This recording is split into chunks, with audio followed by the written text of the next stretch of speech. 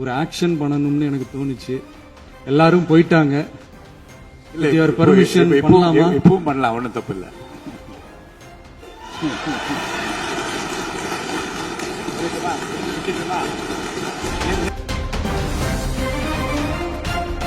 அங்கிருந்து ஏய் ஒருமையில் விழித்து இந்த பக்கம் இருக்க உறுப்பினர்களை பார்த்து ஏய் அப்படின்னு ஒருமையில் விழிப்பதை உங்கள் மூலமாக கண்டிக்கிறேன்.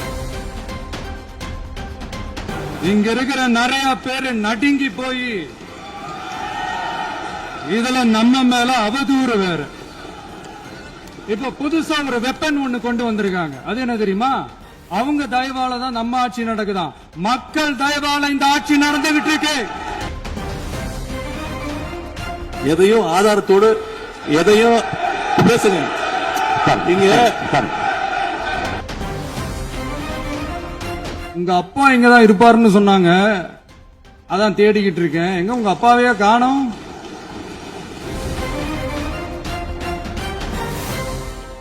மாண்புமிகு முதலமைச்சர் அவர்கள்.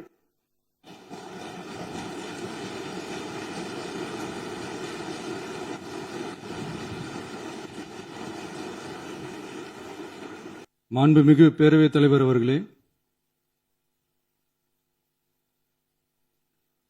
மாபெரும் தலைவர்கள் வழிநடத்திய மாண்பும் மாபெரும் வரலாற்று சிறப்பு கொண்ட இந்த சட்டமன்ற பேரவையின் 17வது சட்டமன்ற பேரவைக்கு நம்மையும் நம்ம தமிழக வெற்றி கழகத்தை சார்ந்த சட்டமன்ற உறுப்பினர்களையும் தேர்ந்தெடுத்து அனுப்பின நிரந்தரமாக என் நெஞ்சில் குடியிருக்கும் தாயன்புமிக்க தமிழக மக்கள் அனைவருக்கும்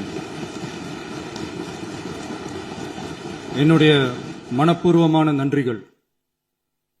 17வது சட்டமன்ற கூட்டத்தொடரின் முதல் ஆளுநர் உரையின் மீதான நன்றி தெரிவிக்கும் தீர்மானத்திற்கு பதிலுரை வழங்க வாய்ப்பளித்த மாண்புமிகு பேரவைத் தலைவருக்கு நம் வணக்கத்தை தெரிவித்துக் கொள்கிறோம்.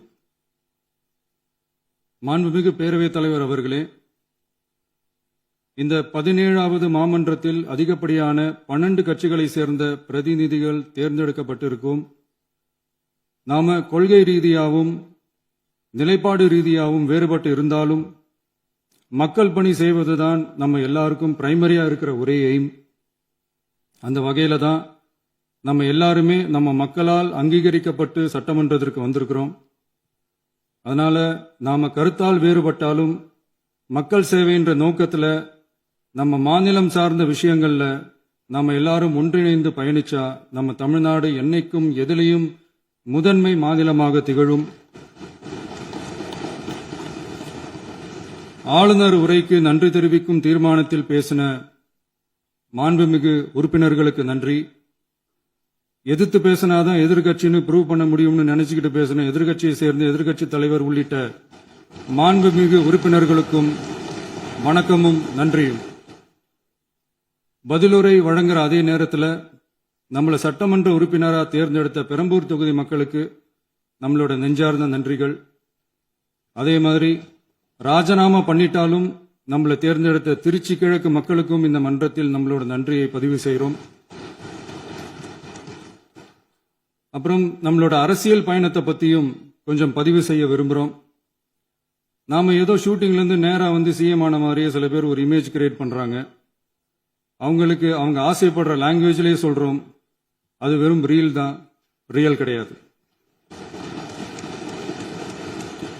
ஒரு சாதாரண நடிகனாத்தான் நம்ம கெரியர் தொடங்குச்சு. அப்புறம் அப்படியே சின்சியரா உழைச்சி மேல வந்தோம். நம்ம கெரியர்ல நாம மேல வந்ததுக்கு இந்த விஜய் ஒருத்தன் மட்டுமே காரணம் இல்ல, அவனோட உழைப்பு மட்டுமே காரணம் இல்ல. இந்த விஜயோட உழைப்புக்கும் உயர்வுக்கும் பின்னாடி இருக்கிற ஒட்டுமொத்த தமிழ்நாட்டு மக்களோட அன்பும் அரவணைப்பும் தான் காரணம். ஒவ்வொரு வீட்டில் இருக்க ஒவ்வொருத்தரும் நம்மள அவங்க வீட்டில் ஒருத்தனா ஏத்துக்கிட்டது தான் நமக்கு கடவுளும் மக்களும் தந்த மிகப்பெரிய வரம். அதுக்காகவே கடவுளுக்கு சமமான நம்மளோட சொந்தங்களான தமிழக மக்கள் அனைவருக்கும் மீண்டும் மீண்டும் நன்றி. இப்படி நம்மள தாயன்போடு அள்ளி அரவணைச்ச தமிழ்நாட்டு மக்களுக்கு நாம எப்படியெல்லாம் துணையாக இருந்தோம், எப்படியெல்லாம் மக்களோட மக்களா இருந்தோம்னு சொல்றேன். 1990ஸ்லயே ரசிகர் மன்றமா இருந்தப்பவே மக்களுக்கு துணையா நிக்க ஆரம்பிச்சோம். அதுக்கப்புறம் நற்படி மன்றமாகவும் அதுக்கப்புறம் விஜய் மக்கள் இயக்கமாகவும் மாறி மக்களோட மக்களா நின்றுகிட்டு இருந்தோம். 2008 ஈழத் தமிழருக்கு ஆதரவா உண்ணாவிரதம் போராட்டம் செஞ்சோம். போர் முடிவுக்கு வரணும், நம்ம தொப்புள் கொடிய உறவுகளான ஈழத் தமிழர்களுக்கு பாதுகாப்பான நிம்மதியான ஒரு வாழ்வு கிடைக்கணும்னு அன்னைக்கே கோரிக்கை வச்சோம். 2009 ஆரம்பிச்ச விஜய் மக்கள் இயக்கம் வழியா நம்மளோட மக்கள் நல பணிகளை எக்ஸ்டெண்ட் அண்ட் எக்ஸ்பேண்ட் பண்ணிக்கிட்டே வந்தோம். கல்விக்கு துணையா இருந்தோம், சோஷியல் சர்வீஸ் செஞ்சோம், வெள்ள நிவாரணத்துல துணையா இருந்தோம், கொரோனா காலத்துல மக்களுக்கு தோள் கொடுத்தோம். விலையில்லா விருந்தகம், குருதியகம், முட்டைப்பால் ரொட்டி திட்டம், விழியகம், பயிலகம், நூலகம், இப்படி பல வழியில மக்களுக்கு துணையா இருந்தோம். அப்புறம் நம்மளோட திரைப்படங்கள்ல நம்மளால முடிஞ்ச வரைக்கும் ஊழல் எதிர்ப்ப சொன்னோம், சமூக நீதியை சொன்னோம், கல்வியை பத்தி சொன்னோம், அரசியலை பத்தி சொன்னோம். அரசியலை பத்தி பேசுனதுனால நம்ம படங்கள் சந்திச்ச இதுவரைக்கும் சந்திக்கிற பிரச்சனையை பத்தி எல்லாருக்குமே தெரிஞ்சதுதான். இது மட்டும் இல்லாம 2011 நாகப்பட்டினத்துல மீனவர் பிரச்சனைகளுக்கு ஆதரவா ஒரு பெரிய பொதுக்கூட்டம் நடத்தினோம். மீனவர்கள் மீதான தாக்குதலை கண்டிச்சு பேசி அதுல நம்மளோட எதிர்ப்பை பதிவு செஞ்சோம். 2017 ஜல்லிக்கட்டு போராட்டத்தில் தமிழர் பண்பாட்டு உரிமைக்கான நம்மளோட ஆதரவை தெரிவிச்சோம். 2018 ஸ்டெர்லைட் போராட்டம், துப்பாக்கி சூட்ல பாதிக்கப்பட்ட நம்ம சொந்தங்களை நேர்ல சந்திச்சு ஆறுதல் சொன்னோம். 2021 உள்ளாட்சி தேர்தலில் விஜய் மக்கள் இயக்க வேட்பாளர்கள் போட்டியிட்டு ஜெயிச்சாங்க. கல்வி விருது விழா நடத்தி சிறந்த மதிப்பெண் பெற்ற மாணவ மாணவிகளுக்கு ஊக்கத்தொகையும் பரிசும் கொடுத்தோம். 2024 தமிழக வெற்றி கழகத்தை ஆரம்பிச்ச உடனேயே CAA-வை எதிர்த்து அறிக்கை விட்டோம். அரசியல் கட்சி ஆரம்பிச்சு விழுப்புரம் மாவட்டத்தில் விக்கிரவாண்டியில நம்மளோட முதல் மாநில மாநாட்டிய வெற்றி கொள்கை திருவிழாவை நடத்தினோம். தந்தை பெரியார், பெருந்தலைவர் காமராஜர், அண்ணல் அம்பேத்கர், வீரமங்கை வேலுநாச்சியார், மக்கள் சேவகர் அஞ்சலை அம்மாள்னு நம்மளோட 5 கொள்கை தலைவர்கள் அறிவிச்சோம். இந்தியாவிலே 2 பெண் ஆளுமைகளை கொள்கை தலைவர்கள் அறிவிச்ச ஒரே கட்சி நம்ம டிவிக்கு மட்டும்தான் என்ற பெருமையோடு அறிவிச்சோம். பெரியார் சொன்ன மாதிரியே அவர் சொன்னதுல நமக்கு ஏற்புடையதை மட்டும் எடுத்துக்கிட்டோம். அவரோட கடவுள் மறுப்பு கொள்கையில நமக்கு உடன்பாடு இல்லைன்னு ஓப்பனா அறிவிச்சோம். நமக்கு கடவுள் நம்பிக்கை உண்டுன்னு அறிவிச்சோம். யாரோட நம்பிக்கைக்கும் நாம் எதிரானவங்க இல்லைன்னு தெளிவா அறிவிச்சோம். பெண் கல்வி, பெண்கள் முன்னேற்றம், சமூக சீர்திருத்தம், சமூக நீதி, இப்படி பெரியாரோட கருத்துக்களை நிறையவே ஏத்துக்கிட்டோம்னு அறிவிச்சோம். அண்ணல் அம்பேத்கரோட சம வாய்ப்பு, சம நீதி, சமத்துவத்தை ஃபாலோ பண்ணுவோம்னு அறிவிச்சோம். பெருந்தலைவர் காமராஜரோட மதச்சார்பின்மையை ஏத்துக்கிட்டதோட அவரோட நேர்மையான நிர்வாகத்தையே ஒரு கொள்கையா ஏத்துக்கிட்டோம்னு அறிவிச்சோம். வீரமங்கை வேலு நாச்சியாரோட மண் மீட்பையும் சமூக நல்லிணக்கத்தையும் பின்பற்றுவோம்னு அறிவிச்சோம். மக்கள் சேவகர் அஞ்சலை அம்மாளோட விடுதலை வேட்கையையும் மக்களோட வாழ்வாதாரத்துக்காக உறுதியாக நிற்கிறதையும் பின்பற்றுவோம்னு சொன்னோம். எல்லாருக்கும் எல்லாமும் கிடைக்கணும், எம் மதமும் நம் மதம்னு சொல்லி மதச்சார்பற்ற சமூக நீதி தான் நம்ம கொள்கைன்னு அறிவிச்சோம். நம்ம கொள்கை எதிரி யாரு, அரசியல் எதிரி யாருன்னு ஓப்பனா அறிவிச்சோம். எல்லாத்துக்கும் மேல பிறப்புக்கும் எல்லா உயிருக்கும்ன்றத நம்மளோட அடிப்படை அரசியல் கோட்பாட்டா அறிவிச்சுட்டு தான் அரசியலுக்கே வந்தோம். நம்ம மதுரை மாநாட்டில் நம்மளோட தேர்தல் அரசியல் மற்றும் ஆட்சி அதிகார அரசியல் வழிகாட்டியா அறிஞர் அண்ணாவையும் புரட்சி தலைவர் எம்ஜிஆரையும் ஏத்துக்கிட்டதா அறிவிச்சோம். அப்புறம் இன்னனையும் நாம இங்க பதிவு செஞ்சே ஆகணும். எல்லாரும் கட்சி ஆரம்பிச்சுட்டு தான் ஒவ்வொரு வீட்டுக்குள்ளேயும் போவாங்க. ஆனா நாம ஒவ்வொரு வீட்டுக்குள்ளேயும் போனதுக்கு அப்புறம் தான் கட்சியவே ஆரம்பிச்சிருக்கிறோம். ஒவ்வொரு வீட்டுல ஒவ்வொருத்தரும் நம்மள அவங்க பிள்ளையா, மகனா, அண்ணனா, தம்பியா ஏத்துக்கிட்டதும் இயல்பா நடந்துச்சு. தமிழ்நாட்டு மக்களோட மனசுக்குள்ள போறதுக்கு நாம பட்ட பாடு நமக்கு மட்டும்தான் தெரியும். இதெல்லாம் புரிஞ்சாலும் புரியாத மாதிரி இருக்கிறவங்க தான் நம்மள நடிகன் என்று சொல்லியும், நம்ம கட்சிய நடிகன் கட்சின்னு சொல்லியும் சில நக்கல், நையாண்டி இதெல்லாம் பேசுவாங்க. அதை பத்தி நமக்கு கவலை இல்லைன்னு. இப்படி நம்ம அரசியல் பயணம் ரொம்ப டிரான்ஸ்பரண்டா தான் ஆரம்பிச்சிருக்கு. இந்த 2026 தேர்தலில் கூட்டணியே இல்லாமல் தனியா நின்னோம். மக்கள் நம்மள தெளிவா புரிஞ்சுக்கிட்டதாலையும் நம்ம டிவிகே தோழர்களோட உழைப்பாலையும் நாம 35% வாக்குகளை வாங்கினோம். 1,72,00,000 வாக்குகளோட தமிழ்நாட்டிலேயே தனி பெரும் கட்சியா வந்தோம். தமிழக மக்களாலையும் நம்மளோட ஆதரவு இயக்கங்களாலையும் இதோ இன்னைக்கு இங்க நம்ம டிவிக்கே ஆளும் கட்சியா உட்கார்ந்திருக்கிறோம். இந்த ஆளும் கட்சியா ஆனதும் அவ்வளவு சாதாரணமாலாம் நடந்துடல. 2.25 வருஷத்துல ஆட்சிக்கு வந்துட்டீங்கன்னு ரொம்ப கிண்டலா கேலியா சிலர் பேசுறாங்க. எங்களோட இந்த 2.25 வருஷ டிராவல்ல எவ்வளவு வலியும் வேதனையும் இருக்குது.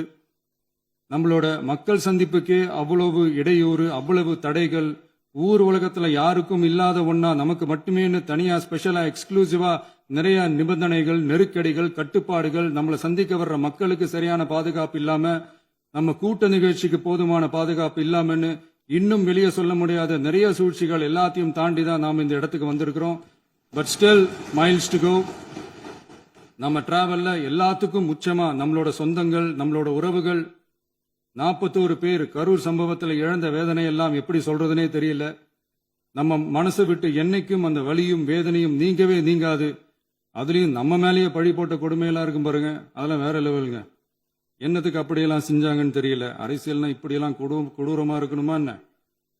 சரி விடுங்க. இந்த விஜய் இவனோட மக்களுக்காக எதையும் தாங்க தயாராகிட்டான். இவ்வளவு பெயின்ஃபுல்லான நம்ம பொலிட்டிக்கல் டிராவல்ல நம்மளோட மிகப்பெரிய ஆறுதலும் பலமும் என்ன தெரியுமா? என் நெஞ்சில் குடியிருக்கும் என்னோட தமிழ்நாட்டு மக்களும், என் உயிருக்கு உயிரான என்னோட தோழர்களும் தான். அவங்களோட பலத்தால தான். அன்னைக்கு 1967ல முன்னாள் முதல்வர் மாண்புமிகு அறிஞர் அண்ணா அவர்கள் தலைமையில் அமைஞ்ச சாமானியர்களோட ஆட்சி மாதிரி, 1977ல முன்னாள் முதல்வர் மாண்புமிகு புரட்சித் தலைவர் எம்ஜிஆர் அவர்கள் தலைமையில் அமைஞ்ச மிக சாமானியர்களோட ஆட்சி மாதிரி, இதோ இன்னைக்கு அதே வரிசையில 2026 சட்டமன்ற தேர்தல்ல இந்த விஜயோட தோழர்கள் இடம்பெற்ற ஒரு மிக மிக சாமானியர்களின் ஆட்சி அமைஞ்சிருக்கு. வாகை சூடும் வரலாறு திரும்பி இருக்கிறது.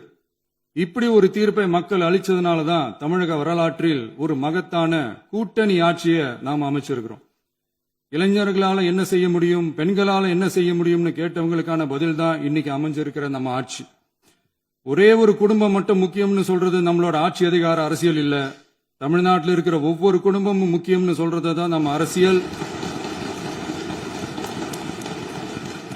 நம்மளோட ஆட்சி அதிகாரம் அதான் நம்மளோட மனசாட்சி உள்ள மக்களாட்சி.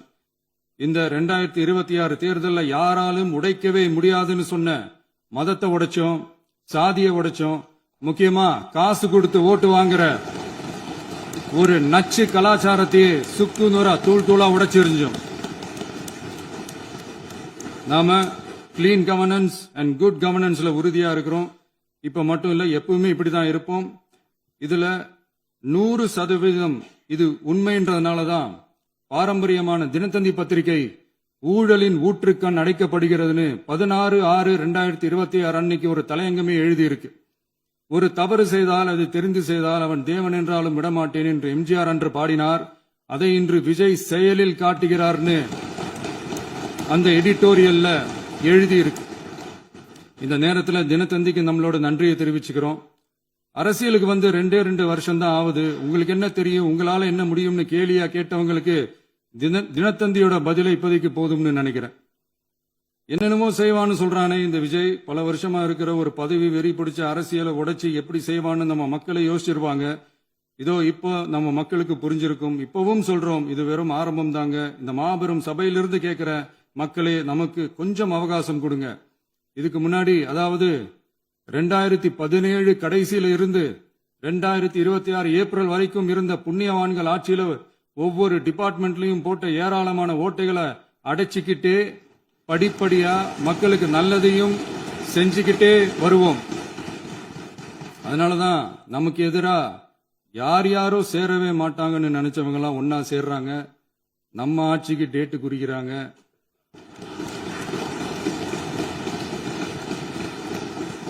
சரி, அவங்கள நம்ம மக்களே பார்த்துப்பாங்க, அதை விடுங்க.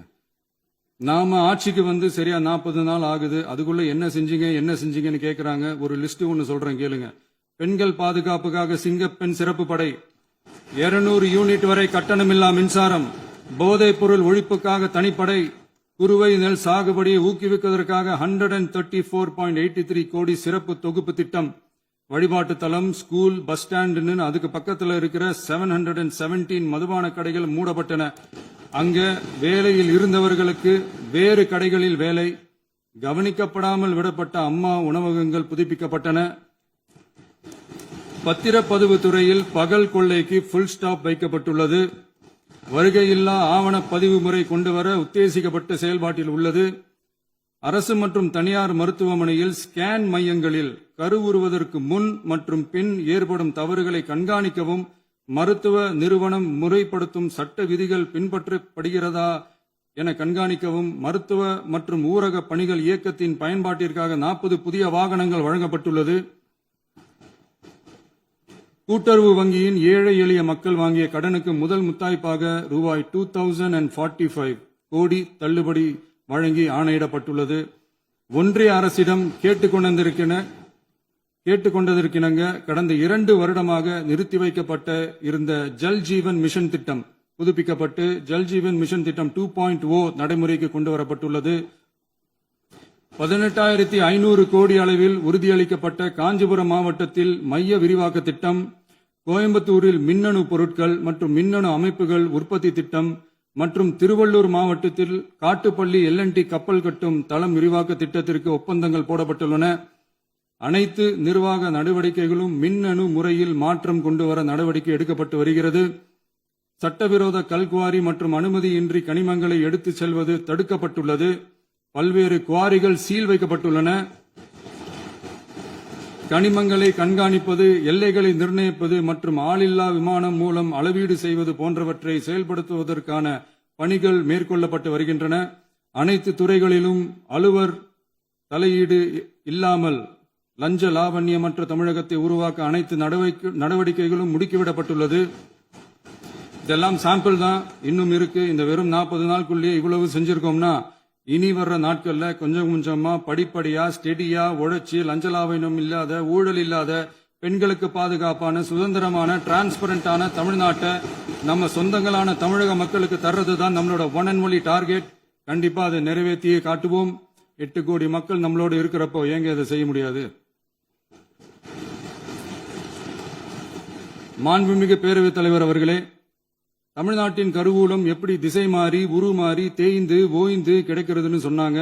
திசை மாறி உருமாறி தேய்ந்து ஓய்ந்துன்னு வசனம் மாதிரி ரைமிங்கா இல்லாம வளமான இலக்கியமா இதே சபையில பேசினவங்களோட திறமையான ஆட்சியில நடந்த நிதி மேலாண்மையை பத்தி வெள்ளை அறிக்கையா வெளியிட்டோம். வெள்ளை அறிக்கை வந்ததிலிருந்தே கண்ணை கட்டுதுங்க. அந்த காலத்துலதான் பிள்ளையோ பிள்ளை, தொல்லையோ தொல்லைன்னு சொன்னாங்க. அதே மாதிரி தாங்க அவங்க ஆட்சியாலையும் அவங்களாலையும் இன்னைக்கு தமிழ்நாட்டுக்கே தொல்லையோ தொல்லை. இப்படி ஒரு நிலைமையை உண்டாக்கி வச்சுட்டு இவங்க சொல்றாங்க நமக்கு ஆட்சி செய்ய தெரியாதுன்னு. நம்ம அமைச்சர்களுக்கும் நம்ம சட்டமன்ற உறுப்பினர்களுக்கும் ஒன்னும் தெரியாதுன்னு. ஆமாங்க, எங்களுக்கு தெரியாதுதான். எங்க சட்டமன்ற உறுப்பினர்களுக்கும் அமைச்சர்களுக்கும் மக்கள் பணி செய்ய தெரிஞ்ச அளவுக்கு மக்கள் பணத்தை சுருட்ட தெரியாதுதான்.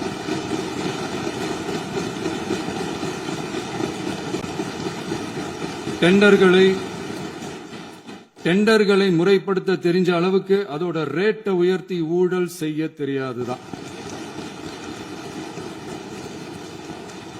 பதவி உயர்வு வழங்கவும் பணி இடமாற்றம் கலந்தாய்வு நடத்தவும் தெரியுமே தவிர பதவி உயர்வுக்கும் பணியிட மாற்றத்திற்கும் பணம் பறிக்க தெரியாதுதான். புதிய பணியிடங்கள் உருவாக்க தெரியுமே தவிர அந்த பணியிடங்களை பணத்துக்கு விற்க தெரியாதுதான். கோயில்கள்ல நடக்கிற நிர்வாக சீர்கேட்ட தடுக்க நீங்க பேசுங்க, நீங்க கண்டிப்பா பண்ணுங்க.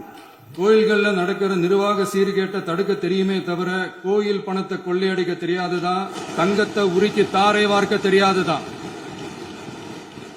கனிம வளத்தை பாதுகாக்க தெரிஞ்ச அளவுக்கு கனிமத்தை வித்து கொள்ளையடிக்க தெரியாதுதான். அரசு வருமானத்தை அரசு கஜானாவுக்கு மாத்த தெரிஞ்ச அளவுக்கு அந்த பணத்தை தனிப்பட்ட கஜானாவுக்கு மடை மாத்த தெரியாதுதான். போதை கலாச்சாரத்தை தடுக்க தெரிஞ்சவங்களுக்கு போதை கலாச்சாரத்தை வளர்க்க தெரியாதுதான். நம்ம குடும்பத்தில் இருக்கிற பாட்டி, அம்மா, அக்கா, தங்கச்சி, குழந்தைங்களை, பெண்களை மதிக்க தெரிஞ்சவங்களுக்கு ஓசி பஸ், 1000 ரூபாய் கேஸ், இப்படிலாம் பேச தெரியாதுதான். எங்க உறுப்பினர்களுக்கும் அமைச்சர்களுக்கும் மக்கள் சேவை தெரிந்த அளவிற்கு சுயநல தேவையை செஞ்சிக்க தெரியாதுதான். அதனாலதான் சொல்றோம், எங்களை பார்த்து எதுவும் தெரியாதுன்னு சொல்றவங்களுக்கு சொல்றோம், இதெல்லாம் எங்களுக்கு தெரியாதுதான். உங்களை மாதிரி முறைகேடுகளை செய்யறத நாங்க தெரிஞ்சுக்கவும் போறதில்ல, தெரிஞ்சுக்கவும் ஆசைப்படல. அத கடைசி வரைக்கும் எங்களுக்கு தெரியாமலே இருந்துட்டு போகட்டும். அதனால நாங்களும் எங்க மக்களும் வெரி வெரி ஹாப்பி தான். மாண்புமிகு பேரவைத் தலைவர் அவர்களே, எதிர்ப்பவர்கள் எதிர்க்கட்சி என்பதற்காக எங்கள் ஆட்சி மீது 1000 பழி போடலாம். ஆனாலும் தமிழக மக்களுக்கு உண்மையை உணர்த்த வேண்டியது நம்மளோட கடமை. மின்வெட்டை பொறுத்தவரை தமிழ்நாடு மின்மிகை மாநிலமாக இருந்தாலும் கடந்த காலங்களில் ஏற்பட்ட நிர்வாக குளறுபடிகளும் மின்சார சாதனங்கள் மற்றும் மின் மாற்றிகளில் ஏற்படும் பழுதாலும் வேண்டுமென்றே சிலரின் நடவடிக்கைகளாலும் இந்த மின்வெட்டிற்கு காரணமாக உள்ளது. மின் விநியோக மீட்பு நடவடிக்கைகளை ஒருங்கிணைப்பதற்காக எதிர்பாராமல் இரவு நேரங்களில் ஏற்படும் மின் தடங்களை விரைந்து சரி செய்வதில் 10 உயர்மட்ட கண்காணிப்பு குழுக்கள் மற்றும் 125 சிறப்பு மின் தடை நீக்க ரோந்து வாகனங்கள் வழங்கப்பட்டு 24 மணி நேரமும் கண்காணிக்கப்படுகிறது. கூடுதலாக தற்போது 77 புதிய மின் தடை நீக்க மையங்களும் உருவாக்கப்பட்டுள்ளன. விரைவில் இந்த மின்வெட்டு நிலைமை அறவே நீக்கப்படும். மாண்புமிகு பேரவைத் தலைவர் அவர்களே, நம்ம விவசாயிகள் எல்லாரும் நம்மள நல்லா புரிஞ்சுக்கிட்டு தமிழக வெற்றி கழகத்தை ஏத்துக்கிட்டாலும் எதிர்க்கட்சிகளோட தூண்டுதலால சில இடங்கள்ல சில போராட்டங்கள் நடக்குது. எதிர்க்கட்சிகள் என்னதான் சித்து வேலை செஞ்சாலும் விவசாய பெருமக்கள் எல்லாரும் நம்ம ஆட்சி அவங்களுக்கான ஆட்சி தான் நல்லா புரிஞ்சுதான் வச்சிருக்கிறாங்க. இந்த வருஷம் எல்னினோ விளைவா எப்பவும் இருக்கிறத விட இந்த டைம் மழை குறையுங்கிறதையும் நம்ம விவசாயிகள் உணர்ந்துதான் இருப்பாங்க. இருந்தாலும் நம்ம அரசு நம்ம விவசாயிகளோட வாழ்வாதாரத்துக்காக பக்கபலமாகவும் உறுதியாகவும் துணை நிற்கும்ங்கிறத தெரிவிச்சுக்கிறோம்.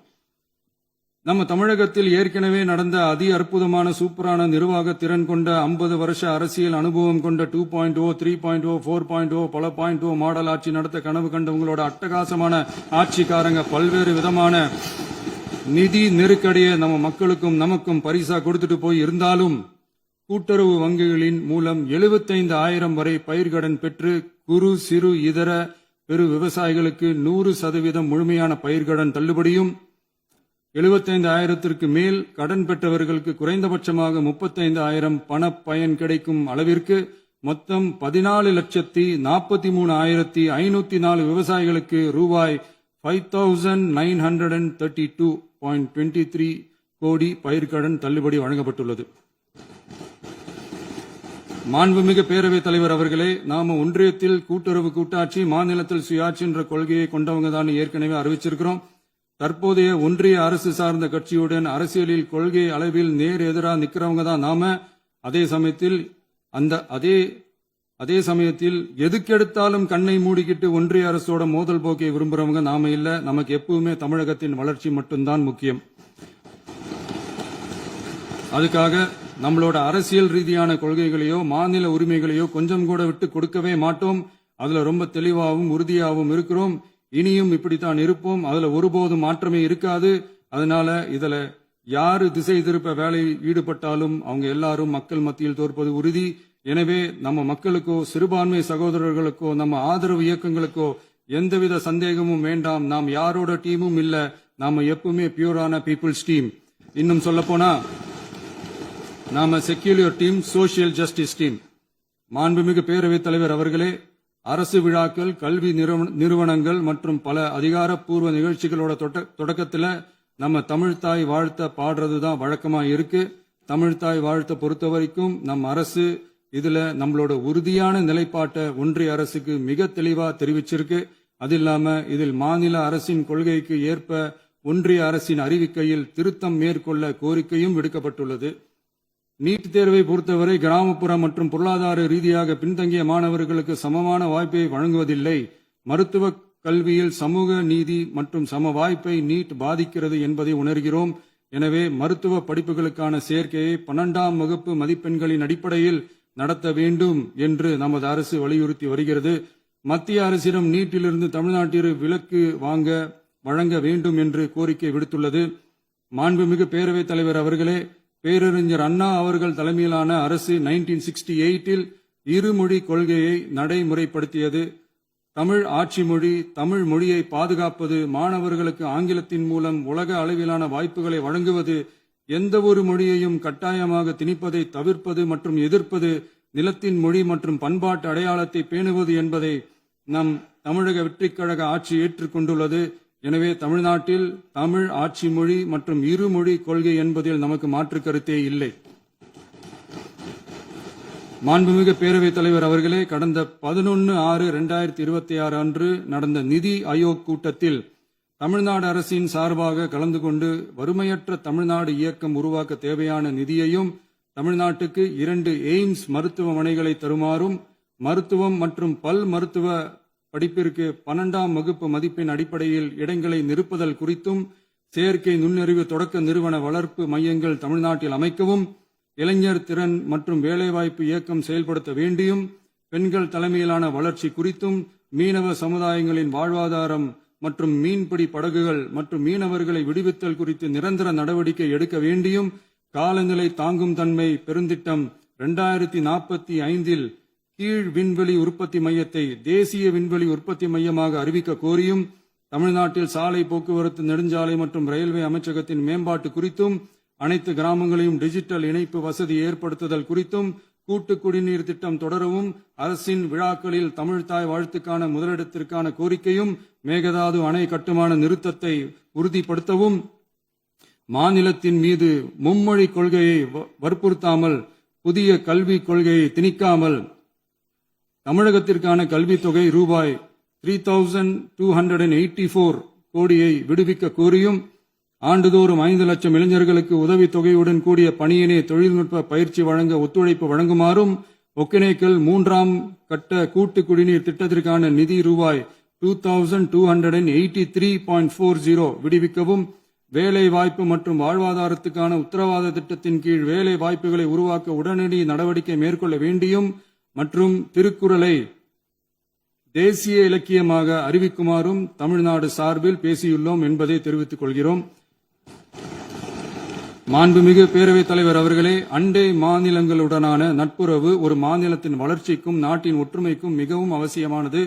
தமிழ்நாடு தனது அண்டை மாநிலங்களுடன் நதி நீர் பங்கீடு, பொருளாதாரம், கல்வி, கலாச்சாரம் மற்றும் போக்குவரத்து துறைகளில் நல்லுறவை பேணி வருகிறது. பரஸ்பர மரியாதை, ஒத்துழைப்பு மற்றும் கூட்டாட்சி தத்துவத்தின் அடிப்படையில் அண்டை மாநிலங்களுடனான நட்புறவை வலுப்படுத்தவும் நமது ஆட்சியில் காக்கப்படுகிறது. மாண்புமிகு பேரவைத் தலைவர் அவர்களே, சட்டம் ஒழுங்கை பத்தி பேச்சு வந்தது. சட்டம் ஒழுங்கு சரியா இருக்கணும் அப்படின்றதுல எங்களுக்கு மாற்று கருத்தே கிடையாது. கண்டிப்பா லா அண்ட் ஆர்டர் கரெக்டா இருக்கணும், கரெக்டா இருக்கும், இருக்க வைப்போம். அதே மாதிரி பெண்கள் பாதிக்கப்படுறதையும் இங்க யாராலையும் சகிச்சுக்கவே முடியாது. அதுக்கான கடுமையான நடவடிக்கைகள் நம்ம அரசு எடுத்துக்கிட்டு இருக்கிறோம். இந்த சிங்கப்பெண் சிறப்பு அதிரடிப்படை கூட அதுக்கான ஒரு ஃபர்ஸ்ட் ஸ்டெப் தான். அதே மாதிரி இந்த போதைப் பொருள் நடமாட்டம் அதை கண்ட்ரோல் பண்றதுக்கும் நம்ம அரசு கடுமையான நடவடிக்கைகள் எடுத்துக்கிட்டு இருக்கிறோம். அதையும் கண்டினியூ பண்ணி எடுப்போம். மாண்புமிகு பேரவைத் தலைவர் அவர்களே, இப்ப நான் சொன்ன இந்த பிரச்சனைகள்லாம் 2026 போன மாசம் மே மாசம் 10ஆம் தேதி புதுசா வந்துடல.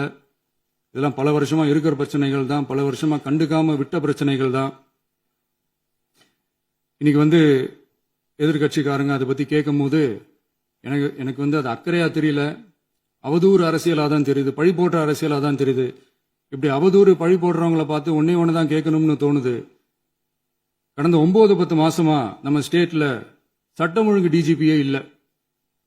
சட்டம் ஒழுங்கு டிஜிபியை போடுங்கன்னு சொல்லி எல்லாம் ஓஞ்சு போயிட்டோம். போன ஆட்சியில நடந்ததுக்கெல்லாம் இப்பதான் விடையே கண்டுபிடிக்கிறோம் நம்ம ஆட்சியில்.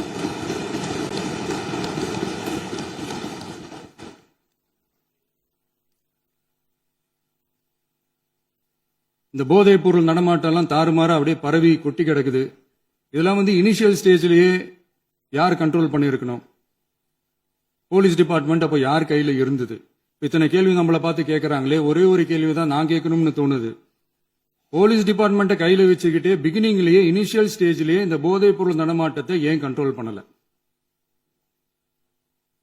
மனசாட்சி உள்ளவங்க இந்த பிரச்சனையெல்லாம் ஏன் நடக்குதுன்றது அவங்களுக்கே நல்லா தெரியும். இன்னைக்கு வந்து சட்டம் ஒழுங்கை பத்தி கேள்வி கேட்கக்கூடாதா அப்படின்னா தாராளமா கேட்கலாம். இது ஜனநாயக அரசு, மன்னராட்சி எல்லாம் கிடையாது, மனசாட்சி உள்ள மக்களாட்சி.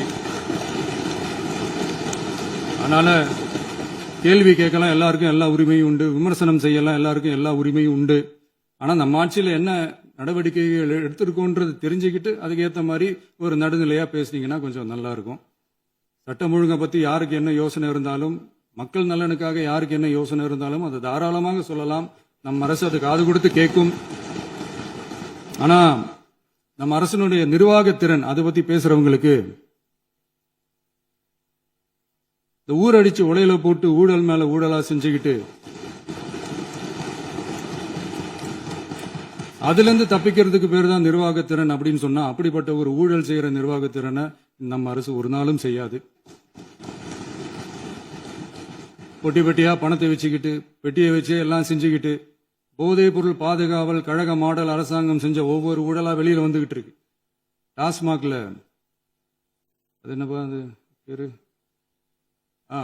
பார்ட்டி ஃபண்ட், கட்சி நிதி அப்படின்ற பேர்ல அடிச்ச கொள்ளையெல்லாம் ஒண்ணா இப்போ கவர்மெண்டோட கஜானாவுக்குள்ள கொண்டு சேர்த்துக்கிட்டே இருக்கிறோம். உட்காருங்க. மாண்புமிகு முதல்வர்கள் பதிலுரைக்கு பிறகு முதல்வர் பதிலுரைக்கு பிறகு நேரம் தரேன். அப்ப பேசட்டும், அவங்க பேசட்டும், அவங்கள பேச அனுமதி. உட்காருங்க, உட்காருங்க.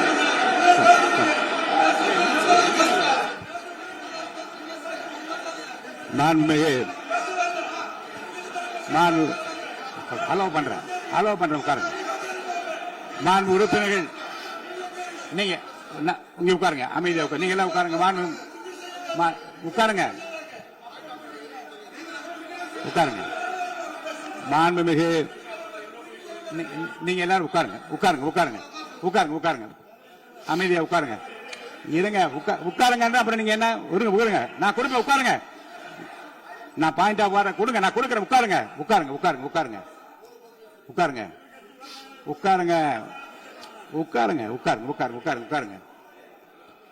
மாண்புமிகு முதல்வர் அவர்கள் கோர்வையாக நிதானமாக சொல்லிக்கொண்டே இருக்கிறார். நீங்க குறிப்பெடுத்து வைத்துக் கொள்ளுங்கள். பேசி முடித்தவுடன் நான் உங்களுக்கு அவகாசம் தருகிறேன். நீங்க ஒண்ணு சொல்லுங்க, என்ன என்று நீங்க சொல்லுங்க. உங்க சொல்லுகிற வாய்ப்பை நான் உங்களுக்கு தருகிறேன். இப்பொழுது மாண்புமிகு முதலமைச்சர் உங்கள் உரையை தொடரலாம்.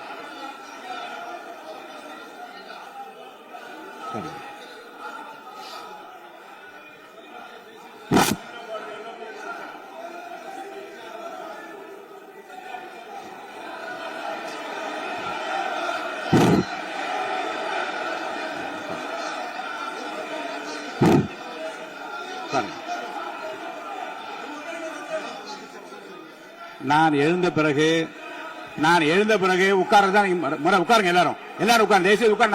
நான் அலோவ் பண்றேன். உட்காருங்க, அமைதியா உட்காருங்க. நான் அலோவ் பண்றேன். அமைதியா உட்காருங்க. அங்க இருந்து குரல் கொடுக்காதீங்க. உட்காருங்க.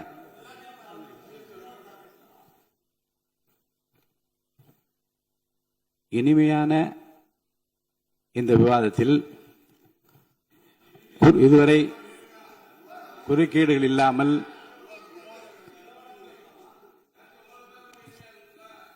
கொஞ்சம் அமைதியா இருங்க. மாண்புமிகு முதல்வர் அவர்கள் பேசி முடித்தவுடன் பாயிண்ட் ஆஃப் ஆர்டர் கேட்டிருக்கீங்க, நான் அனுமதிக்கிறேன். எதிர்க்கட்சி தலைவருக்கு மட்டும் நான் அனுமதி தருகிறேன். அவர் எழுந்து பேசலாம். மாண்பு முதலமைச்சர் நீங்க கண்டினியூ பண்ணி முடிக்கலாம். நீ எல்லாரும் எழுந்துச்சீங்கன்னா சரி வராது. உட்காருங்க, நான் சொல்லியிருக்கேன். உட்காருங்க.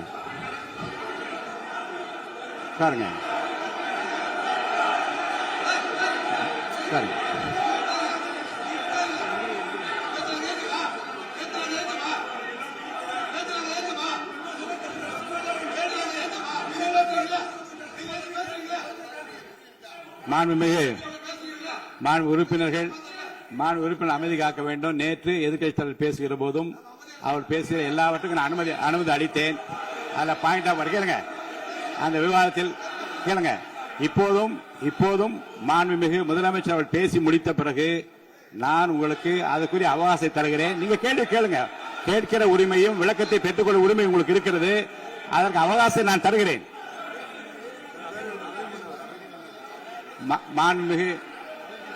மாண்புமிகு உறுப்பினர் அமருங்க. நான் என் தீர்ப்பை சொல்லுகிறேன். மாண்புமிகு முதலமைச்சர் அவர்கள் பேசி முடித்தவுடன் எதிர்க்கட்சி தலைவருக்கு அந்த வாய்ப்பை நான் தருகிறேன். நிச்சயமா அந்த கேள்வி கேட்கலாம். உட்காருங்க எல்லாரும். பேரவை முன்னவர் பேசுங்க. மாண்பு பேரவைத் தலைவர் அவர்களே, இன்று இவர்கள் முயற்சி செய்வது அவர் ஆளுங்கட்சியாக இருக்கின்ற போது இருங்க, நான் சொல்லிடுறேன் ப்ளீஸ். ஒரே நிமிஷம் நான் சொல்லிடுறேன் ப்ளீஸ். ஆளும் கட்சியாக இருக்கின்ற போது நீங்கள் சொன்ன ஒரே வார்த்தை, நாங்கள் பேசி முடித்ததற்கு பிறகு குறிப்பிடுத்துவிட்டு நீங்கள் எந்த கேள்வி வேண்டுமானாலும் கேட்கலாம் என்று ஒரு முறையை நீங்கள் பின்பற்றினீர்கள். அதே முறையை இப்போது பின்பற்ற வேண்டும் என்று கேட்டுக்கொள்கிறேன். மாண்புமிகு பள்ளிக்கல்வித்துறை அமைச்சர், மாண்புமிகு பேரவைத் தலைவர் அவர்களே, நேற்றைய தினம் கூட எதிர்க்கட்சி தலைவர் சொன்னதை முழுமையாக கேட்டு இறுதியில் ஒரு வாய்ப்பு தந்தீங்க. அதுவும் இல்லாம இந்த நேரத்தில் நேரலையில் நீங்களும் பாக்குறீங்க. அங்கிருந்து ஏய் ஒருமையில் விழித்து இந்த பக்கம் இருக்க உறுப்பினர்களை பார்த்து ஏய் அப்படின்னு ஒருமையில் விழிப்பதை உங்கள் மூலமாக கண்டிக்கிறேன். அந்த வார்த்தையை அவை குறிப்பிலிருந்து நீக்கணும். கண்ணியம் காத்து முதல்வர் முழுமையாக பேசுவதை காத்து கண்ணியம் காத்து இந்த சபைக்கு ஒரு மரபு இருக்கிறது. அதை மூத்த உறுப்பினர்கள் பின்பற்றபடி உங்கள் மூலமாக கேட்டுக்கொள்கிறேன். மாண்புமிகு முதலமைச்சர் அவர்கள் உரையை தொடரலாம். நான் தரேன். நான் உறுதியாக மாண்புமிகு முதலமைச்சர் அவர்கள் பேசி முடித்தவுடன் எதிர்க்கட்சி தலைவருக்கு அந்த வாய்ப்பு தரப்படும் என்பதை உறுதியாக சொல்லிவிட்டேன். இடையிலே குறுக்கீடு செய்யாமல் அந்த பேச்சு முழுமையாக பேசி முடிக்க நீங்கள் அனுமதி வழங்க வேண்டும் என்று கேட்டுக்கொள்கிறேன். அமைதியா உட்காருங்க. அவங்க பேசி முடிக்கட்டும், நீங்க கேளுங்க. நான் என்ன சொல்றேன், கேட்கிற உரிமையும் விளக்கத்தை கேட்டு பெற உரிமை உங்களுக்கு இருக்கிறது. ஆனா இடையிலே குறுக்கீடு செய்யாமல் அதை முடிக்கும்படி நான் கேட்டுக்கொள்கிறேன். மாண்புமிகு முதலமைச்சர் அவர்கள் தொடர்ந்து நீங்க பேசலாம்.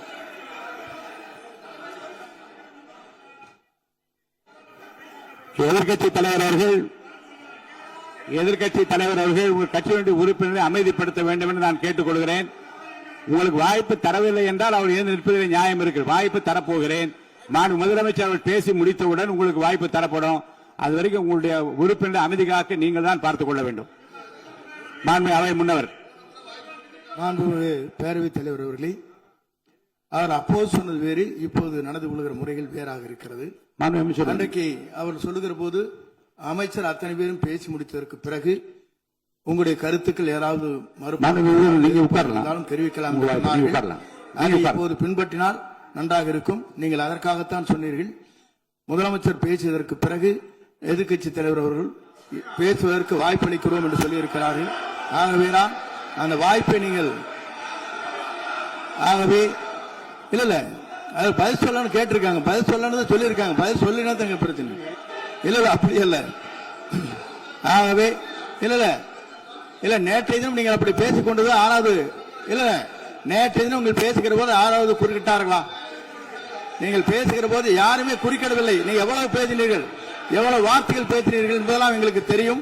யாருமே அதில் குறுக்கிடவில்லை. இது முதலமைச்சர், எங்கள் முதலமைச்சர் எதிர்க்கட்சி தலைவர் பேசுகிறவர் யாரும் குறுக்கிட வேண்டாம் என்று சொன்னார்கள். அதை நாங்கள் பின்பற்றினோம். ஆனால் இன்றைக்கு நீங்கள் பின்பற்றவில்லை என்றால் வேதனையாக இருக்கிறார். முன்னவர் நேற்று எதிர்க்கட்சி தலைவர் பேசுகிற போது அடுக்கடுக்காக குற்றச்சாட்டுல வைத்தார்.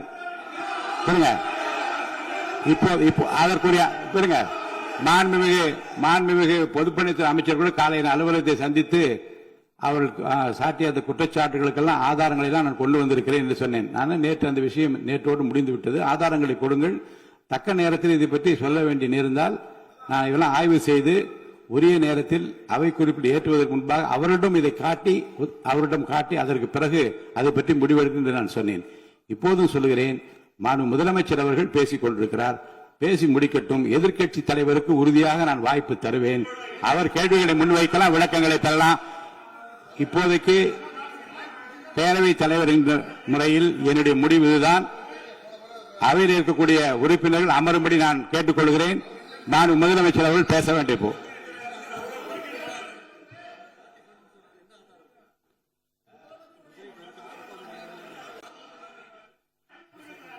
மாண்புமிகு இருங்க. அதை முன்னவர் முடிக்கிட்டாங்க. பேரவைத் தலைவர் அவர்களே, நேற்றைய தினம் நீங்கள் முழுமையாக பேசினீர்கள். உங்கள் பேச்சுக்கள் எப்படி இருந்தது என்பதும் நாடறியும். இருந்தாலும் கூட நாங்கள் அமைதியாக இருந்தோம். இல்ல நீங்க இருங்க, ஒவ்வொரு வார்த்தைக்கு இருங்க. நீங்க மின்வெட்டையில நீங்க சொன்னீங்க, உங்களுடைய முன்னாள் அமைச்சர் ஆற்காடு வீராசாமி இருக்கிற போது மின்வெட்டால் தான் நாங்கள் ஆட்சியே மாறியது என்றெல்லாம் சொன்ன கதையெல்லாம் இருக்கு. அதெல்லாம் சொன்னோம்னாங்க, நாங்களே அமைதியா இருந்தோம். அதுக்காக நீங்க தயவு செய்து எதிர்கட்சி தலைவருக்கு வாய்ப்பளிக்கிறார்கள். அந்த வாய்ப்பை நீங்கள் அவர் முதலமைச்சர் பேசுவதற்கு பிறகு பேசினால் அழகாக இருக்கும். அதை முன்னர் பள்ளி கல்வித்துறை அமைச்சர். மாண்புமிகு பேரவைத் தலைவர் அவர்களே, அவர் ஒரே ஒரு வார்த்தையை தான் சொன்னார். பார்ட்டி ஃபண்ட் என்ற வார்த்தையை கேட்டு எதிர்க்கட்சி நண்பர்கள் கோபப்படுகிறார்கள். ஆனால் அதன் மீது உங்களுக்கு பாயிண்ட் ஆஃப் ஆர்டர் தருவதாகவும் நீங்கள் சட்டப்பேரவைத் தலைவர் சொல்கிறீர்கள். நேற்றைய தினம் இதே போல வெற்றி தலைவர் அவர்களினுடைய வழிகாட்டில் வளர்ந்த நாங்கள் சகிப்புத்தன்மையோடு அவர்கள் பல வார்த்தைகள் சொன்னார்கள். புதிதாக சோஃபா மாடல் என்றார்கள், குதிரை பேரம் என்றார்கள், எத்தனையோ வார்த்தைகள் சொன்னபோது சகிப்புத்தன்மையோடு அதை கேட்டு பொறுமையாக இருந்தோம்.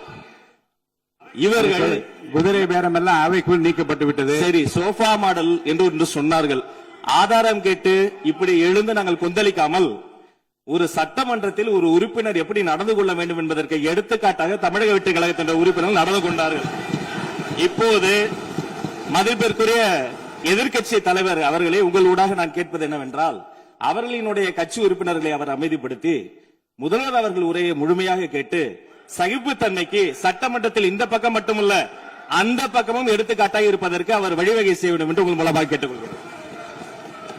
பொதுப்பணித்துறை அமைச்சர்.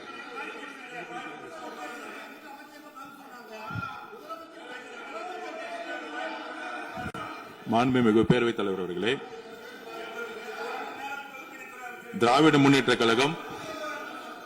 முன்னேற்ற கழகம் முதல் நாளில் இந்த சபையுடைய மரபையும் பாரம்பரியத்தை பற்றியும் நமக்கு வகுப்படுத்தார்கள். அந்த மரபுப்படி எங்களுடைய தலைவருடைய வழியில் இந்த சட்டசபையுடைய நிகழ்வுகளில் நாங்கள் கலந்து கொண்டிருக்கிறோம். நேற்று எதிர்க்கட்சி தலைவர் பேசும்பொழுது எவ்வளவோ வார்த்தைகள் உண்மைக்கு புறம்பாக சட்டத்திற்கு எதிராக ஒரே நிமிஷம் பேசுறேன். சட்டத்திற்காக பேசும் பொழுது நாங்கள் அமைதியாக இருந்தோம். ஒரு 2-3 முறை தான் அவரு பேசும்போது மினிஸ்டர்கள் நின்னாங்க. ஆனா இன்னைக்கு மாண்புமிகு முதலமைச்சருடைய முதல் உரை, கடந்த 4 நாட்களாக திராவிட முன்னேற்ற கழகம் முதலமைச்சர் ஏன் பேசலன்னு சொல்லிட்டே இருந்தாங்க. இன்னைக்கு பேச ஆரம்பிச்ச உடனே அவர் சொன்ன வார்த்தை பார்ட்டி ஃபண்ட் சொன்னார். எந்த பார்ட்டின்னு சொல்ல. ஆனா அந்த வார்த்தைகள் சொல்லி முடிஞ்ச உடனே எதற்காக முதலமைச்சருடைய பேச்ச இவங்க குறுக்கிறாங்கன்னு தெரியல. நீங்கள் சொன்னதுபடி முதலமைச்சர் பேச வேண்டும். பேசிய பின்பு கருத்துகளுக்கு பதிலளிக்க அவர்கள் பதிலளிக்க நாங்களும் பதிலளிக்க தயாரி இருக்கிறத பதிவு பண்றோம். மாண்பு முதலமைச்சர் அவர்கள்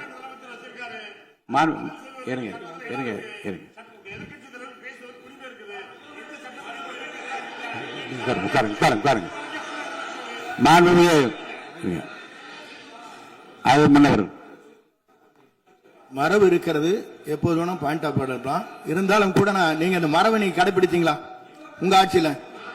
நீங்க முன்னவர் முன்பு எப்படி நடந்தால் என்பதை பற்றியோ முன்பு நடந்த நிகழ்வுகள் பற்றியோ நீங்கள் சொல்லி மீண்டும் இந்த அவையினுடைய மாண்பை குறைக்க வேண்டாம் என்று நான் கேட்டுக்கொள்ள வேண்டாம். இப்போது உள்ள பிரச்சனை, மாண்பு முதலமைச்சர் அவர்கள் தன்னுடைய பேச்சை உறுதி செய்து முடிக்க வேண்டும். அவர் முடித்த பிறகு எதிர்க்கட்சி தலைவருக்கு நான் நிச்சயமாக வாய்ப்பு தருவேன். அவர் கேள்வி கணைகளை தொடுக்கலாம், சந்தேகங்களை கேட்கலாம், விளக்கம் தருவதற்கு மாண்பு முதலமைச்சர் அவர்கள் தயாராக இருக்கின்ற அமைதியாக அமரும்படி நான் கேட்டுக்கொள்கிறேன். இப்போ நான் அனுமதிக்க முடியாது. மாண்பு முதலமைச்சர் உரையை தொடரலாம்.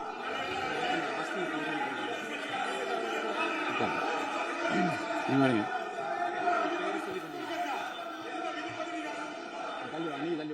மாண்புமிகு உறுப்பினர் ஆஸ்டின் உங்க இடத்துல போய் உட்காருங்க. மாண்புமிகு உறுப்பினர் ஆஸ்டின், நீங்க ஒரு மூத்த உறுப்பினர், சபை விதிகளை நன்கு தெரிந்த ஒரு உறுப்பினர், நீங்க போய் இடத்துல உட்காருங்க. முதல்ல மாண்புமிகு முதலமைச்சர் அவர்கள் உரையை தொடரலாம். இப்போது எந்த விதமான பாயிண்ட் ஆஃப் ஆர்டர்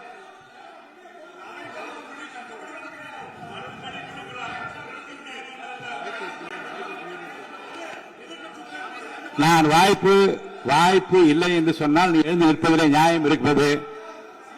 உட்காருங்க.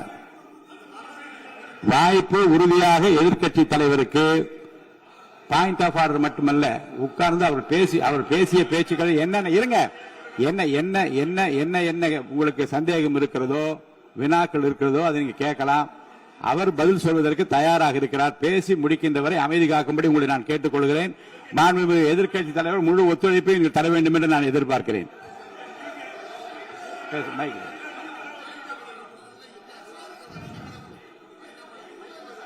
மைக் கொடுங்க. மாண்புமிகு எதிர்க்கட்சி தலைவர், பேரவைத் தலைவர், நீங்க உட்காருங்க. நேற்று நான் பேசும்போது சில அமைச்சர்கள் குறுக்கிட்டு பேசினாங்க, அதற்கு நீங்க அனுமதி கொடுத்தீங்க. அது மாதிரி இன்னைக்கு முதலமைச்சர் பேசும்போது சில வார்த்தைகள், தவறான வார்த்தைகள் பேசுறாரு. அவர் பார்ட்டி ஃபண்ட் அப்படின்னு சொல்லியிருக்கிறாரு. அவர் அமைச்சர் அந்த பார்ட்டி ஃபண்ட் எந்த பார்ட்டின்னு கூட சொல்ல தைரியம் இருந்தா சொல்லுங்க, நாங்க அதெல்லாம் ஃபேஸ் பண்ண தயாரா இருக்கோம். எதையும் ஆதாரத்தோடு எதையும் பேசுங்க. நீங்க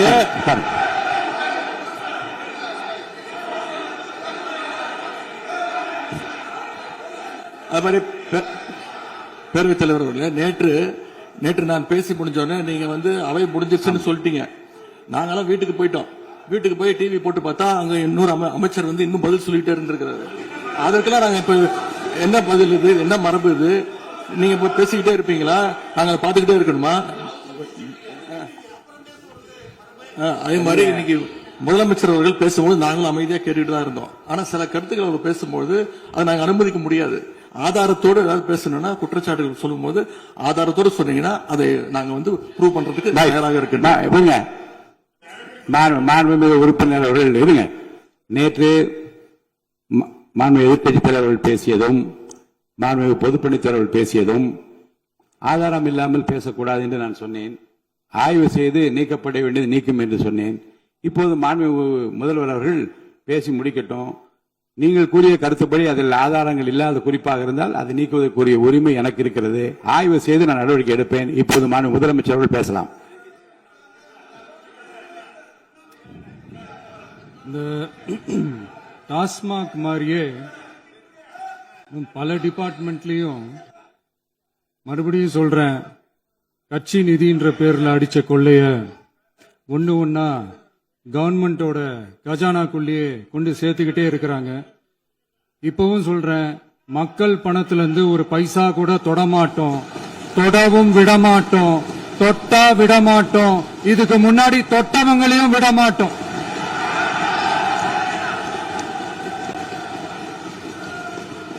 ஒவ்வொரு ஊழலா வெளியில வரும் போலயே, ஒவ்வொரு வேஷமா கலைஞ்சிரும் போலயே, இங்க இருக்கிற நிறைய பேரு நடுங்கி போய் இதுல நம்ம மேல அவதூறு வேற. இப்ப புதுசா ஒரு வெப்பன் ஒண்ணு கொண்டு வந்திருக்காங்க. அது என்ன தெரியுமா? அவங்க தயவால தான் நம்ம ஆட்சி நடக்குதான். மக்கள் தயவால இந்த ஆட்சி நடந்துகிட்டு இருக்கு. மனசாட்சி உள்ள சக்திகளோட ஆதரவால இந்த ஆட்சி நடந்துகிட்டு இருக்கு. நாங்க தான் அனுப்பி வச்சோம் அப்படின்றாங்களே. அனுப்பி வச்சவங்களுக்கு மினிஸ்ட்ரியில இடம் கொடுத்தா ஏன் கதறீங்க? ஏன் இவ்வளவு கோபம்? ஏன் இவ்வளவு கதறல்ஸ்? இதுல இன்னொரு முக்கியமான விஷயம், மார்க்சிஸ்ட் கம்யூனிஸ்ட் கட்சி நமக்கு ஆதரவு கொடுத்தது சுயேட்சையா எடுத்த முடிவுன்னு சொல்றாங்க. அதே மாதிரி இந்திய கம்யூனிஸ்ட் கட்சி நமக்கு ஆதரவு கொடுத்தது சுயேட்சையா எடுத்த முடிவுன்னு சொல்றாங்க. இதுல எங்க இருந்து நாங்க தான் அனுப்பி வச்சோம்னா புரியலையே. மக்களுக்கு நல்லா புரியும். எல்லாத்தையும் தெளிவா பார்த்துக்கிட்டு இருக்கிறாங்க.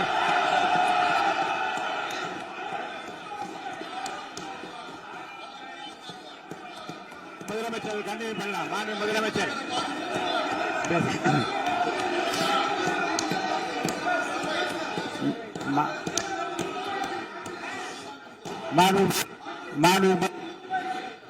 மாண்பு முதலமைச்சர் கண்டினியூ பண்ணலாம். கண்டினியூ நீங்க கண்டினியூ பண்ணலாம்.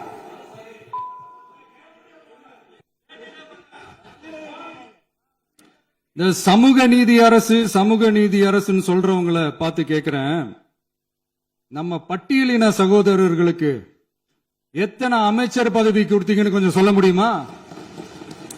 ஆனா நம்மளுடைய அரசுல 8 அமைச்சர் பதவிகள் யாருக்கு? நம்ம பட்டியலின சகோதரர்களுக்கு. எல்லாம் நம்ம அண்ணன், நம்ம தம்பி, நம்ம தங்கச்சிங்க. அண்ணல் அம்பேத்கர் அவர்களுடைய கிட்டத்தட்ட 100 ஆண்டு கால கனவு இப்ப நிறைவேறி இருக்கு. நான் ஏன் கொஞ்சம் சவுண்டா பேசுறேன் அப்படின்னா அவங்களுக்கு கேட்கணும்ன்றதுக்காக தப்பா எடுத்துக்காது. அதே மாதிரி பெண்களோட பாதுகாவலர் நாங்க தான் அப்படின்னு சொல்லிக்கிறவங்கள கேட்கிறேன், எத்தனை பெண்களுக்கு அமைச்சர் பதவியில இடம் கொடுத்தீங்க கொஞ்சம் சொல்ல முடியுமா? எங்க அரசுல 4 சகோதரிகளுக்கு அமைச்சர் பதவி கொடுத்திருக்கிறோம்.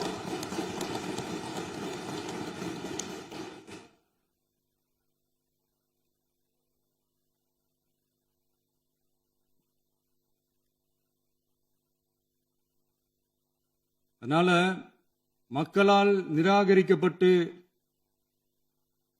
மக்களால் அகற்றப்பட்டவங்களுக்கு ஒன்னே ஒன்னு சொல்லிக்கிறோம், தப்பே செய்ய மாட்டோம், ஊழலே செய்ய மாட்டோம், நேர்மையா தான் இருப்போம், நியாயமா தான் இருப்போம் அப்படின்னு சொல்றவங்களால மட்டும்தான் கூட்டணி ஆட்சி அமைக்க முன்வரும்.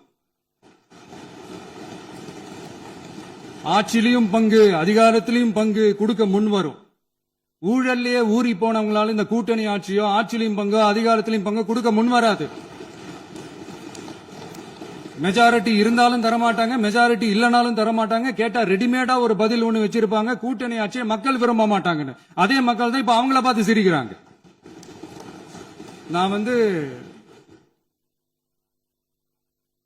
பதவியேற்ற அன்னைக்கு கொஞ்சம் டைம் அவகாசம் கேட்டேன். எதுக்கு கேட்டேன்? நிதி நிலைமைலாம் கொஞ்சம் மோசமா இருக்குது, அதெல்லாம் கொஞ்சம் சரி செஞ்சுக்கிட்டே படிப்படியா கொஞ்சம் கொஞ்சமா நான் கொடுத்த வாக்குறுதிகள்லாம் செயல்படுத்துவேன், அதுக்காக கொஞ்சம் டைம் அவகாசம் கேட்டேன். நான் ஏதோ வேற எதுக்காகவோ வேற யாருக்காகவோ ஏதோ அவகாசம் கேட்ட மாதிரி. அடுத்து இங்க சபையில இல்லாதவங்களை பத்தி பேச வேண்டாம்னு நினைக்கிறேன்.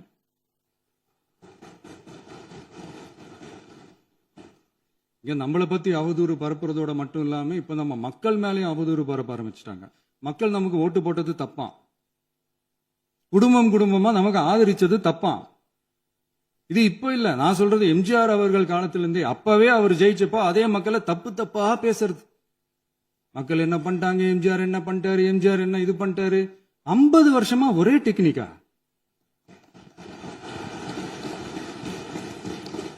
டெக்னாலஜி எல்லாம் மாறி வேற எங்கேயோ போயிட்டு இருக்கு பஸ்.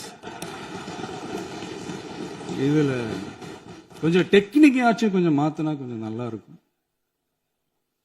அதனால மக்களுக்கு யூஸ்ஃபுல்லா இருக்கிற மாதிரி இந்த ஆக்கப்பூர்வமான கருத்துக்களோ ஆக்கப்பூர்வமான யோசனைகளோ இருந்தா சொல்லுங்க, அதை நாங்க டெஃபரெண்டா எடுத்துக்கிறோம். ஆனா அதை விட்டுட்டு இந்த நக்கலு நையாண்டி சம்பந்தம் இல்லாத பேச்சு இதெல்லாம் பேசிட்டு அப்புறம் முதல்வர் பதில் சொல்லல, முதல்வருக்கு பதில் சொல்ல தெரியல அப்படின்னா அப்புறம் என்ன சோஃபா மாடல் ஆட்சியா? அது என்னன்னு புரியறதுக்கு எனக்கு ரொம்ப நாள் ஆச்சு. இந்த சோஃபா செட்டு, டேபிள் சேரு, டீபாய், பர்னிச்சர் பிசினஸ் எல்லாம் வேற எங்க வெளியில போய் பண்ண சொல்லுங்க. அப்படி அந்த பிசினஸ் தான் பண்ணணும்னா நிறைய பிசினஸ் பண்ற மாதிரி வெளியில போய் பண்ண சொல்லுங்க, இங்க சட்டசபைக்குள்ள வேணாம். அதனால ஆக்கப்பூர்வமான கருத்துக்கள் இருந்தா சொல்லுங்க, டெஃபினட்டா அது சரியா இருந்தா நாங்க ஏத்துக்கிறோம். எனக்கு ஒரு குட்டி கதை ஒண்ணு ஞாபகம் வருது, சொல்லாமா? ஒரு ஊர்ல ஒரு பெரியவர் வெயில் ரொம்ப ஜாஸ்தியா இருக்குன்னு சொல்லிட்டு கண்ணுக்கு மேல கை வச்சுக்கிட்டு இப்படி சுத்தி முத்தி தேடிக்கிட்டு இருந்தாராம். அப்ப கூட இருந்த ஒரு சின்ன பையன் என்ன தேடுறீங்க அப்படின்னு கேட்டானா. அதுக்கு அந்த பெரியவர் சொன்னாரா, அது ஒண்ணு இல்ல தம்பி, உங்க அப்பா இங்கதான் இருப்பாருன்னு சொன்னாங்க, அதான் தேடிக்கிட்டு இருக்கேன், எங்க உங்க அப்பாவையா காணோம்.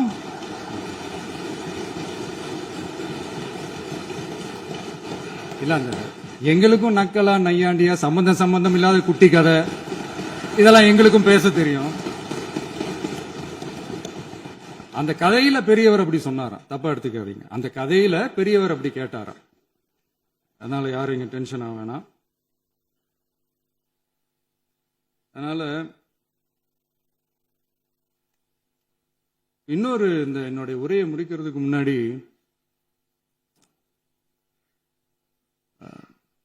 போயிட்டாங்க, பேசலாமா? நிறைய உங்க கருத்துக்களை நீங்க முழுமையாக மன நிறைவோடு பேசலாம். டிவியில பார்ப்போம். சரி, அதான் 5 நிமிஷம் பேசுனதுக்கே கொளத்தூரி இந்த ஆட்டம் அடிச்சு பேசுனா அப்புறம் என்ன பண்றது?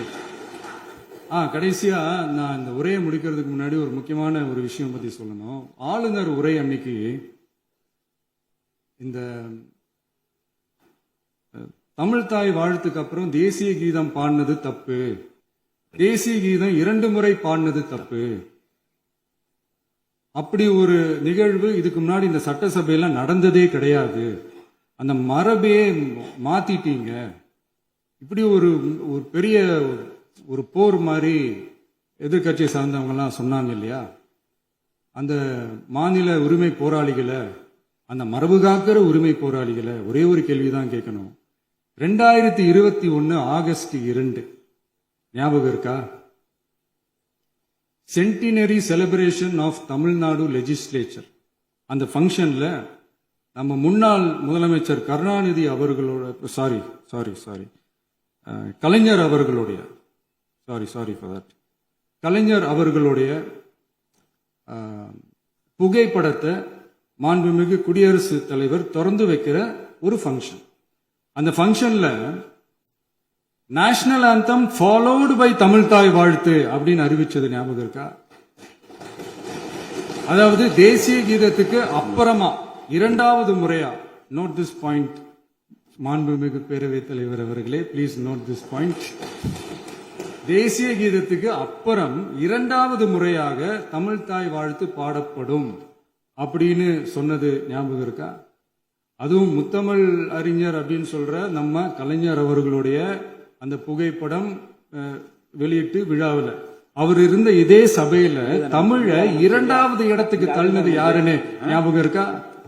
அது மட்டும் இல்ல, அந்த தேசிய கீதத்தை நாட்டுப்பண் நேஷனல் ஆந்தம்னு சொல்லி அதே ஃபங்க்ஷன்ல கடைசியா ஃபங்க்ஷன் முடியும் போது செகண்ட் டைம் தேசிய கீதம் பாடினதும் ஞாபகம் இருக்கா? இதே அவையில் தான், அது அவை குறிப்பிலும் இருக்கிறது, இதே அவையில் தான் நடைபெற்றது. இந்த தக்க நேரத்தில் இந்த ஆதாரங்களை அளித்த மாண்பு முதல்வர்களுக்கு நன்றியை தெரிவித்துக் கொள்கிறேன். டவுட் இருந்தா இந்த புக்கை பார்த்து தெரிஞ்சுக்கலாம். அதனால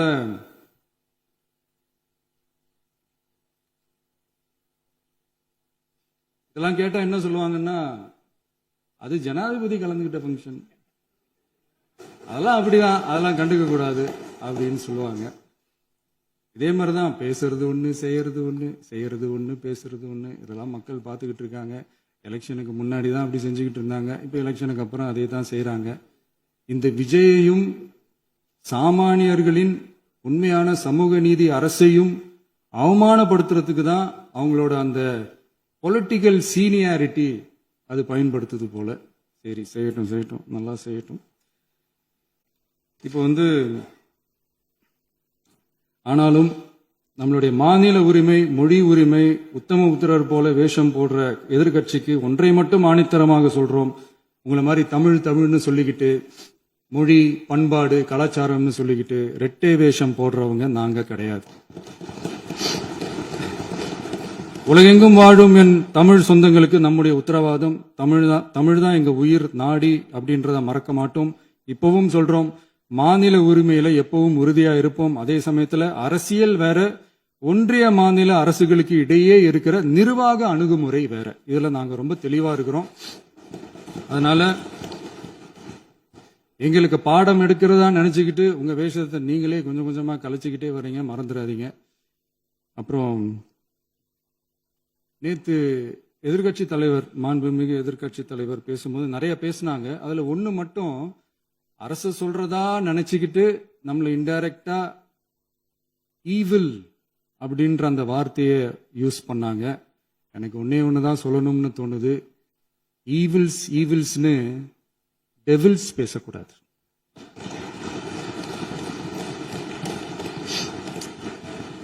அவங்க இருந்திருந்தா ஒரு ஆக்ஷன் பண்ணணும்னு எனக்கு தோணுச்சு. எல்லாரும் போயிட்டாங்க. இல்ல With your permission பண்ணலாமா? இப்பவும் பண்ணலாம், ஒன்றும் தப்பு இல்லை.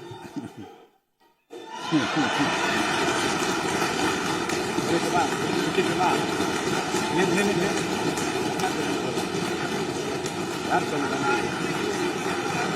முடிஞ்சிச்சுல்ல? எழுந்து சொல்லணும், உட்காந்து சொல்லட்டுமா?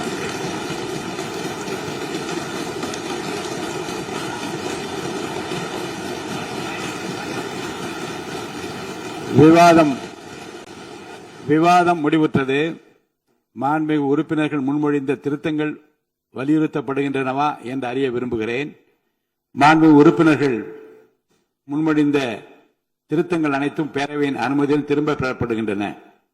2026 ஆண்டு ஜூன் திங்கள் 18 நாளன்று சட்டமன்ற பேரவைக்கு மாண்புமிகு ஆளுநர் அவர்கள் ஓந்தளித்த பேருரைக்கு தமிழ்நாடு சட்டமன்ற பேரவை உறுப்பினர்கள் பெரிதும் நன்றி உடையவர்களாவர் என்று மாண்புமிகு பேரவை துணைத் தலைவர் திரு மு. ரவிசங்கர் அவர்களால் 19/6/2026 நாளன்று முன்மொழியப்பட்ட தீர்மானம் பேரவையின் முடிவுக்கு விடப்படுகிறது. ஏற்போர் ஆம் என்க, மறுப்போர் இல்லை என்க. ஏற்போரே அதிகம் என்று கருதுகிறேன். ஏற்போரே அதிகம். தீர்மானம் நிறைவேறியது. அரசினர் தீர்மானம். பேரவை மீண்டும் கூடும் நாள் குறிப்பிடப்படாமல் ஒத்திவைக்கப்பெறும் தீர்மானம். மாண்புமிகு பேரவை முன்னவர் அவர்கள். மாண்புமிகு பேரவைத் தலைவர் அவர்களே, பேரவை விதி 25(1) கீழ் 1 படி பேரவை மீண்டும் கூடும் நாள் குறிப்பிடப்பெறாமல் ஒத்திவைப்பு பெறலாம் எனும் தீர்மானத்தை மொழிகிறேன். மாண்புமிகு பேரவை முன்னவர் அவர்களின் தீர்மானம் பேரவையின் முடிவுக்கு விடப்படுகிறது. ஏற்போர் ஆம் என்க, மறுப்போர் இல்லை என்க. மறுப்போரே இல்லை என்று கருதுகிறேன். மறுப்போரே இல்லை. தீர்மானம் ஒருமனதாக நிறைவேறியது. பேரவை மீண்டும் கூடும் நாள் குறிப்பிடப்பெறாமல் ஒத்திவைக்கப்படுகிறது. வணக்கம்.